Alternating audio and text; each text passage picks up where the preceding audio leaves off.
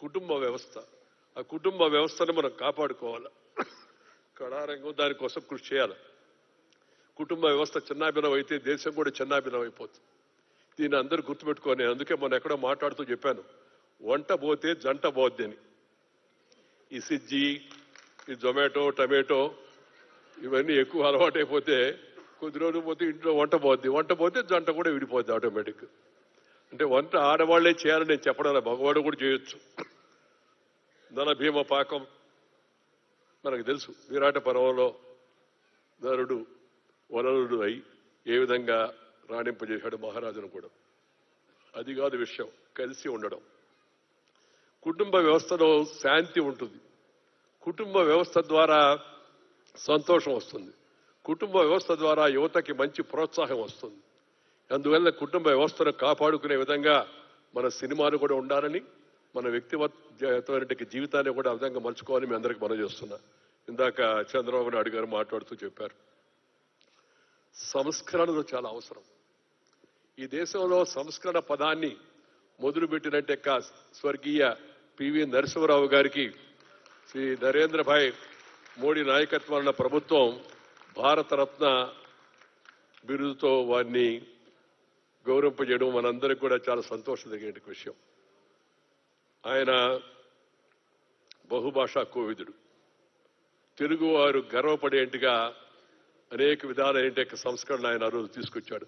సంస్కరణ లేకపోతే దేశం ఈ స్థాయిలో వెళ్ళుండేది కాదు. మన ప్రధానమంత్రి గారు కూడా ఒక మాట చెప్పారు, రిఫార్మ్, పర్ఫార్మ్ అండ్ ట్రాన్స్ఫార్మ్ అని. Transformation of the nation for the betterment of the people. ప్రజల జీవితంలో అంతిమంగా సంతోషం రావాలి. ఆ సంతోషం రావాలంటే ముందు పేదరికం పోవాలి. పేదరికం పోవాలంటే అవినీతికి తావులేని, ఆలస్యానికి అవకాశం లేని, అత్యాచారానికి చోటు లేదంటే మంచి పరిపాలన కావాలా. దాన్ని మన పెద్దవాళ్ళు రామరాజ్యం అన్నారు. ఈ మధ్య మనం అందరం కూడా అయోధ్యలో రామ మందిర పునర్నిర్మాణ కార్యక్రమంలో అందరూ కూడా భాగస్వాములు అయ్యాం. రాముడు మత పురుషుడు కాదు, ఆయన ఒక ఆదర్శ పురుషుడు, సత్యవాక్ పరిపాలకుడు, పితృవాక్ పరిపాలకుడు, ఏకప్రతినిధుడు. అలాంటి మహనీయుని యొక్క జీవితాన్ని మనందరం పాటించవలసి ఉంది. రామనామమే, రాముని యొక్క జీవితమే మనందరికీ ఆదర్శం కావాల్సిన అవసరం ఎంతో ఉంది. దీన్ని అందరూ గుర్తుపెట్టుకోవడానికి అవసరం ఉందని ఈ సందర్భంగా మీకు నేను మనవి చేస్తా ఉన్నా. శ్రీ చంద్రబాబు నాయుడు గారు ముఖ్యమంత్రిగా ఉండి అనేక రకాలైన సంస్కరణలు తీసుకొచ్చారు.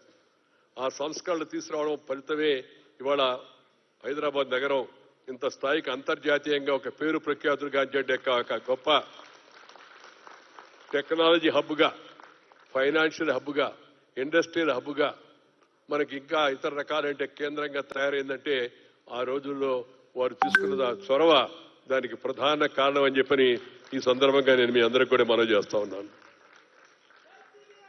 దేశంలో ప్రతి వ్యక్తికి కొన్ని నమ్మకాలు ఉండాలి. ఆ నమ్మకాలకు జీవితాంతం కట్టుబడి ఉండాలి.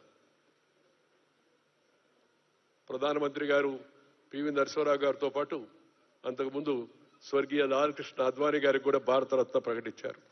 ఆయన అందరికీ మాకు జీవితంలో ఎలా నడుచుకోవాలని చూపించినట్టు ఒక మహనీయుడు శ్రీ లాలకృష్ణ అద్వానీ గారు. నాకు కానీ, ప్రధానమంత్రికి కానీ, ఇంకా అనేక మందికి.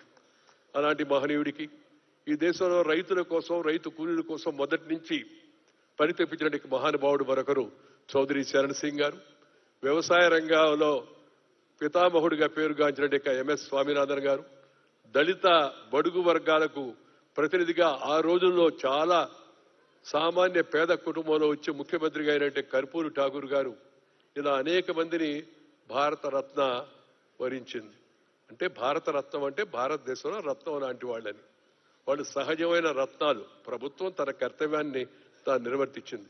ఇవాళ మనం మురళీమోహన్ గారికి కూడా సన్మానం ఎందుకు చేస్తున్నామంటే ప్రతిభను ప్రోత్సహించడం మన యొక్క కర్తవ్యం. ప్రతిభను మెరిట్ని ప్రోత్సహించడం సమాజం యొక్క కర్తవ్యం. అది కేవలం రాజులు, ప్రధానమంత్రుల కర్తవ్యం కాదు, ముఖ్యమంత్రుల కర్తవ్యం కాదు, మన అందరి యొక్క కర్తవ్యం. ఆ కర్తవ్యంలో భాగంగా మనందరం కలిసి శ్రీ మురళీమోహన్ గారిని ఇవాళ సన్మానించుకుంటున్నాం. చాలా సంతోషం. మురళీమోహన్ గారు, మీకు భగవంతుడు మరింత ఆయువును, ఆరోగ్యాన్ని, ఐశ్వర్యాన్ని గురించి నేను మాట్లాడినా అది కష్టపడితే వచ్చేది. ఆరోగ్యాన్ని అందించాలని మీరు ఎలాగూ ఎప్పుడు ఇలాగే నవ్వుతూ అందరిని నవ్విస్తూ కొన్ని విలువలతో సాంప్రదాయం సినిమాలు తీస్తూ ఉండాలి, నటిస్తూ ఉండాలని కోరుకుంటూ మీకు నా యొక్క హృదయపూర్వక